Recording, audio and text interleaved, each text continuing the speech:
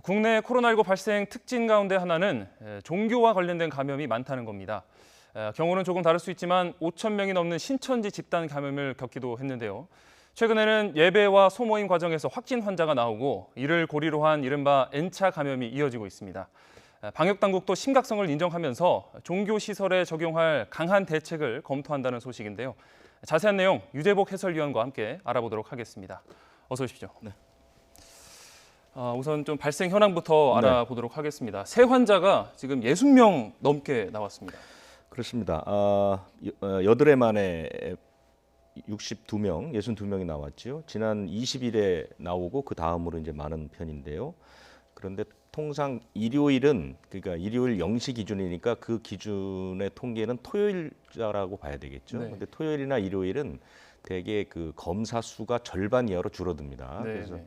어제도 보면 검사자가 7,900명밖에 되지 않았는데도 확진자가 이렇게 늘어났다는 것은 그만큼 발생이 많았다는 것을 뜻할 수도 있습니다. 네. 그러니까 일요일 기준으로 따져 보면은 지난 4월 5일에 81명 나오고 그 다음으로 많은 정도니까요. 예. 상당히 많고 또 하나는 이제 전 세계에서 들어오는 해외 유입 환자가 상당히 여전히 많다는 것이죠. 며칠 전에 그러니까 지난 23일에 파키스탄하고 방글라데시를 대상으로 해서 이제 그 입국을 좀 제한시키는 조치를 했는데 네. 실제로 어느 나라에서 들어온 환자들이 많은가를 살펴보니까 사우디아라비아, 파키스탄, 방글라데시는 22명 가운데 4명밖에 되지 않고요. 예. 다른 나라들 뭐 키르기스탄, 카자흐스탄, 인도네시아, 말레이시아, 인도 등 전 세계에서 들어오고 있습니다.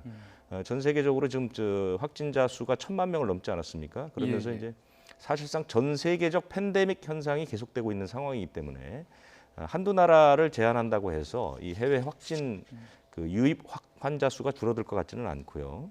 그다음에 국내 발생만 봐도 서울, 경기, 대전, 광주, 전남, 충북, 충남 이렇게 거의 전 지역에서 확진자들이 나오고 있습니다. 그러니까 네. 수도권의 집단 감염은 이미 이제 거의 만성화가 된 상태에서 전국으로 퍼져나가는 양상이다. 이렇게 분석을 할 수가 있겠습니다. 네.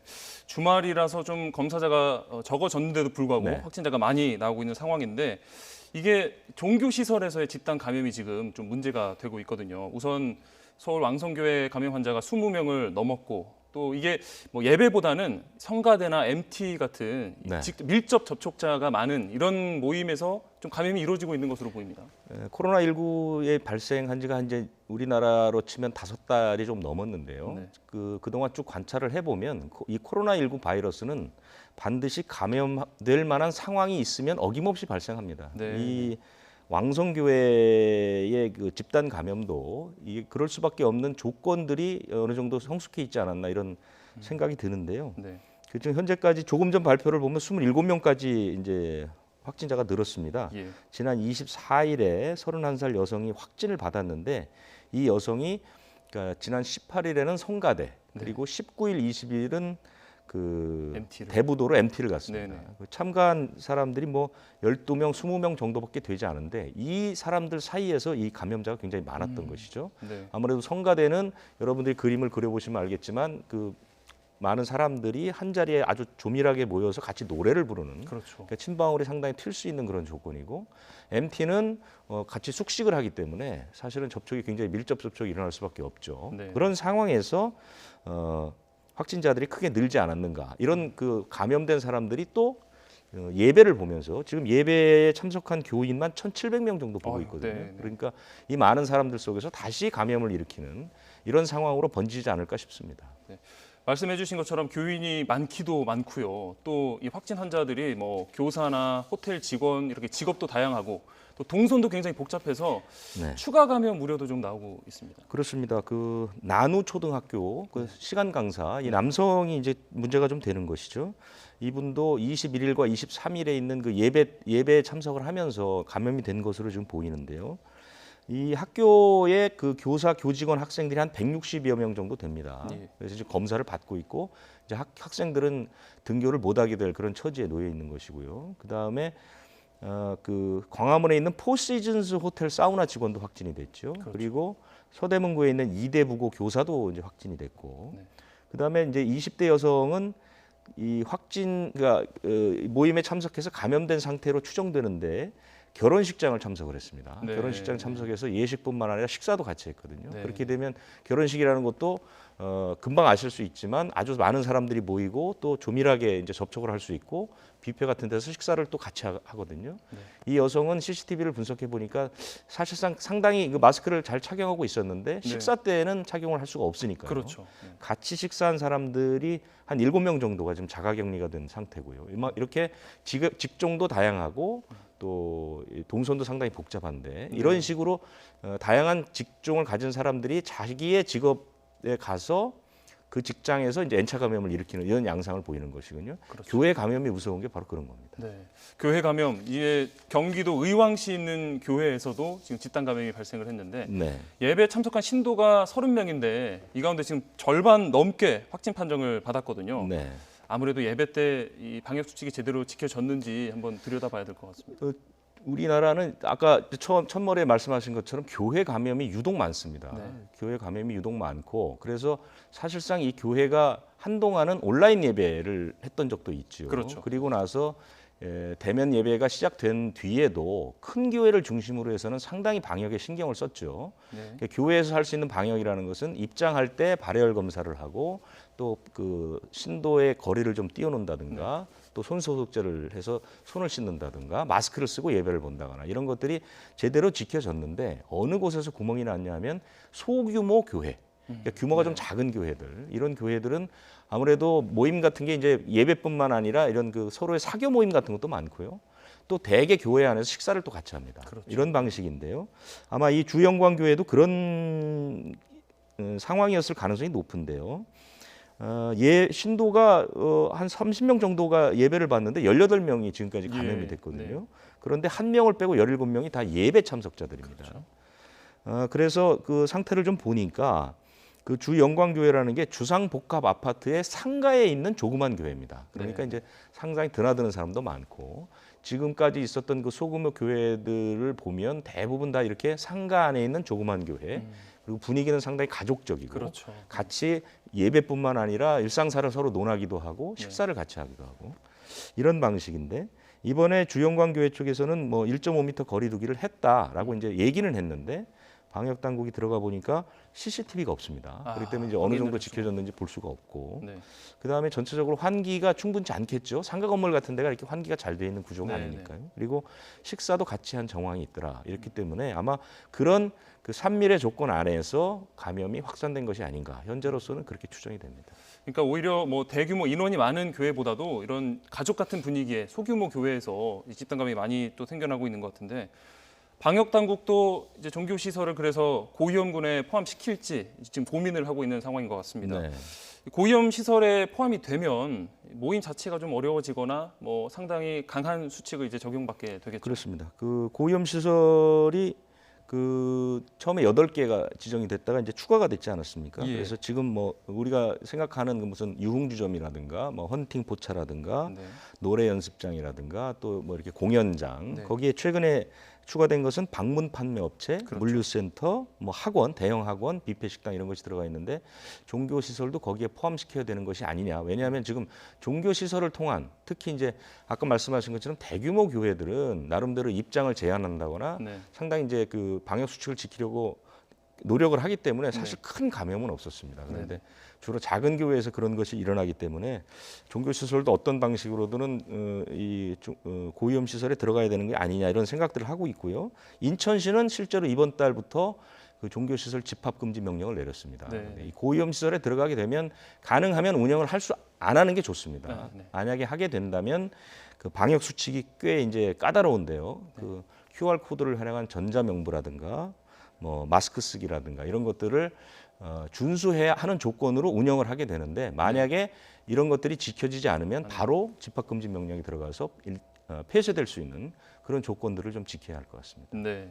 자, 이제 교회 집단 감염뿐만 아니라 이미 사실 몇 차례 집단 감염 사태를 겪은 물류센터도 지금 큰 문제인데 이번에는 이마트24 물류센터에서 또 확진 환자가 나왔습니다.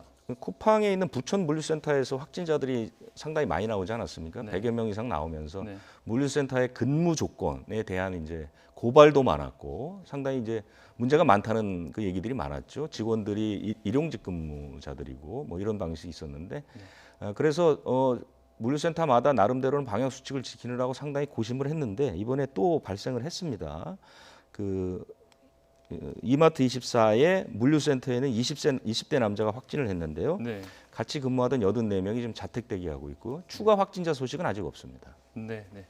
자, 지금 정부 서울청사에서 정세균 국무총리 주재로 중앙재난안전대책본부 회의가 열리고 있는데요. 조금 전에 있었던 정세균 총리의 회의 모두 발언 직접 들어보겠습니다. 네, 올해도 어느덧 절반이 지나가고 있습니다. 돌이켜보면 지난 상반기는 코로나19와의 싸움에 총력을 다해왔던 시간이었습니다. 코로나19는 우리 사회의 거의 모든 영역에 영향을 끼쳤습니다. 긴박했던 순간의 연속이었으며 여러 고비도 있었습니다.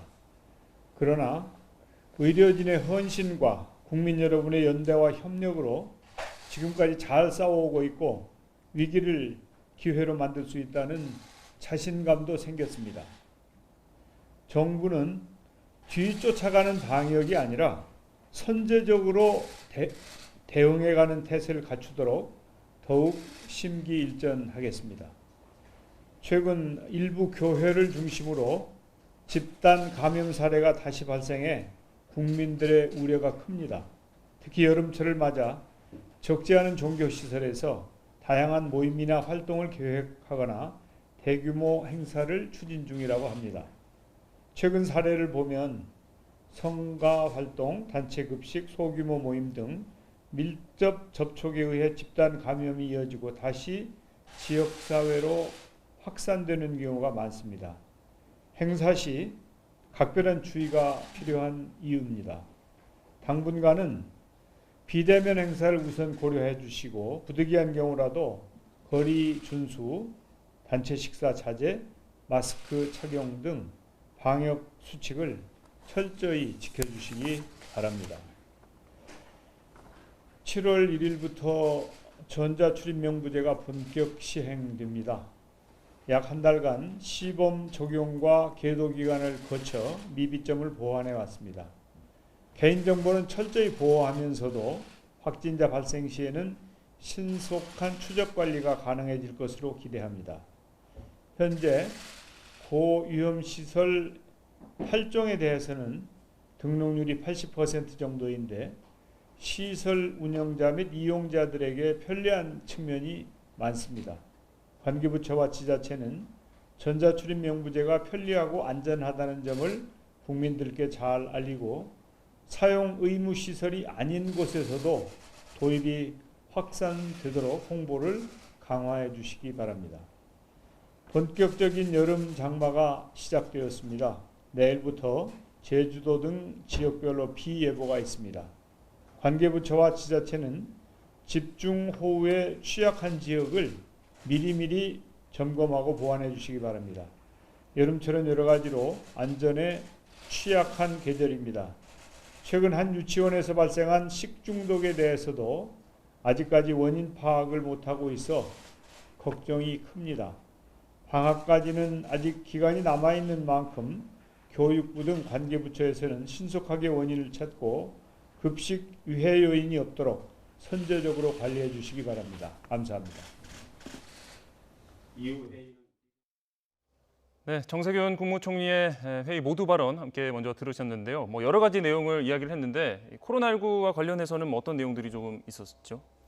아무래도 이제 종교시설에 대한 얘기가 있었죠. 네. 종교시설 집단 감염에 대한 얘기. 그런데 방역당국 쪽에서는 고위험시설 분류에 관해서 필요성을 인정한다까지 네. 제가 소개를 해드렸는데 네, 총리가 직접 그와 관련돼서는 언급하지는 않았습니다. 네. 그런데 사실 지금이 이제 여름 방학이 시작되고 이렇게 되면 이제 그 각 종교시설, 특히 교회에서 이제 활동들을 많이 하거든요. 네. 그 집단 활동 같은 것들 그렇죠. 그런 것들을 조금 자제해달라는 얘기가 있었고요. 그 다음에 그 전자 출입 명부 이 제도는 6월에 도입이 됐지만 한 달 동안은 계도 기간이었고 다음 달 1일부터 이제 고위험 시설들은 의무적으로 시작을 하거든요. 그런데 이 부분은 뭐 여러 가지 논란이 있지만 방역적인 측면에서는 효과가 있는 것이 어느 정도 입증이 됐기 때문에 네.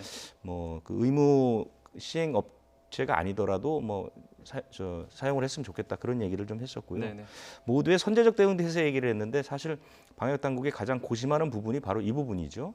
현재 무증상 감염 그리고 깜깜이 감염이 많기 때문에 네. 정부가 현재 제대로 선제적 대응을 못하고 있는 그런 상황입니다. 그래서 이 부분은 방역 당국이 어떤 방식을 쓰든 조만간에 좀 확립할 필요가 있지 않는가 이런 생각이 듭니다. 네. 계속해서 이야기를 이어가는데요. 충남대병원 응급실을 찾은 일가족이 네. 또 양성 판정을 받으면서 지금 또 우려가 나오고 있는데 충남대병원이 아무래도 국가지정 병원이고 규모도 굉장히 큰 병원이기 때문에 추가 확진 소식 혹시 있습니까 지금? 없습니다. 다행히 이제 추가 확진 소식은 없고요. 네. 뭐 크게 추가 확진자가 나오는 구조는 아닌 것 같아요. 왜냐하면 지난 26일에 그 60대 남성이 구급차를 타고 왔습니다. 폐렴 네. 증상이 꽤 심각해서. 네. 근데 그때 같이 왔던 그 부인과 아들. 근데 부인과 아들이 먼저 확진 판정을 받았어요. 네. 그리고 그 당사자인 60대 남성도 오늘 아침에 확진을 받았습니다. 예. 그렇게 해서 이제 3명이 확진이 된 것이죠. 그런데 그 당시가 이제 꽤 늦은 밤이었어요. 밤 10시 반 이후였기 때문에 그 응급실에 그렇게 많은 사람은 있지 않았기 때문에 네. 응급실의 일부 정도가 폐쇄가 됐고요. 그 대신 이제 의료진과 접촉자들 27명 정도가 검사를 받고 있는데 아직까지 추가 확진자 소식은 없습니다. 네. 그리고 이 신천지와 청도 대남병원 발병의 이 관련 여부 분석 결과가 나왔다고 하는데 이 관련이 없다고 지금 나온 모양이죠. 그 이유가 뭔가요? 그렇습니다. 지금 보시면은요, 그 신천지 집단 감염이 2월 18일 네. 31번째 여성 환자가 확진 판정을 받으면서 불거지기 시작했는데 지금까지 환자만 5,213명 그리고 사망자가 31명이고요. 그 비슷한 즈음에 그 시기에 청도 대남병원에서 119명이 확진 판정을 무더기로 받았죠. 그렇죠. 거기에 입원 환자들은 전원 확진을 받았습니다. 네. 그런데 그 청도 대남병원에서 신천지 교회 이만희 총회장의 큰형이 오랫동안 입원해 있다가 이제 사망을 해서 장례식을 치렀거든요. 네. 그래서 많은 신천지 교인이 그것을 찾았을 것이다. 특히 중국에서 많은 그 신천지 교인이 왔을 것이다. 이런 추측 때문에 대남병원과 신천지 사이에 어떤 연관성이 있는 것이 아니냐. 그렇죠. 그리고 또 하나는 그 31번째 여성 환자가 청도에 2번 그 자원봉사를 갔습니다. 네. 그렇기 때문에 그것도 연관이 있는 것이 아니냐. 그래서 신천지 교인과 신천지 교와 청도 대남병원은 밀접한 관련이 있다. 이런 추측들이 많았는데요.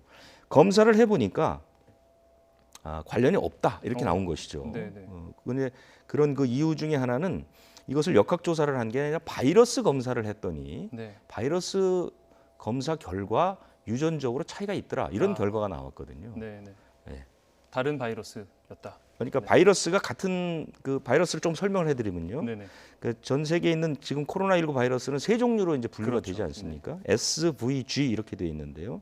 초기 우한에서 나타났던 그 바이러스가 이제 S 계통이고 네. 이것이 조금 변화해서 동아시아 쪽으로 넘어온 게 V 계통이고 네. 그 다음에 이제 유럽으로 넘어간 것이 G 계통 이렇게 이제 세 가지 계통을 나누고 있는데요. 우리나라로 보면은 그 초창기 첫 번째 환자가 이제 우한에서 온 여성이었는데 이 초창기 환자들은 역시 그 우한의 초기 바이러스는 S 계통이고 네. 신천지는 대개 V 계통이 많습니다. 예. 그런데 이번에 신천지와 청도 대남병원 바이러스 유전자를 조사해 보니까 같은 V 그룹은 맞는데 네. 유전자의 특성의 차이가 여러 가지 네, 있다는 네. 것이 이건 좀 복잡한 문제이기 때문에 사실은 좀 의학적으로 설명이 필요한 것인데 어쨌든 그래서 이 두 곳의 발생은 연관성을 특정짓기가 어렵다 이런 결론이 나온 겁니다. 네, 알겠습니다. 네, 지금까지 코로나19 상황과 관련해서 유재복 해설위원과 이야기 나눠봤습니다. 오늘 말씀 고맙습니다.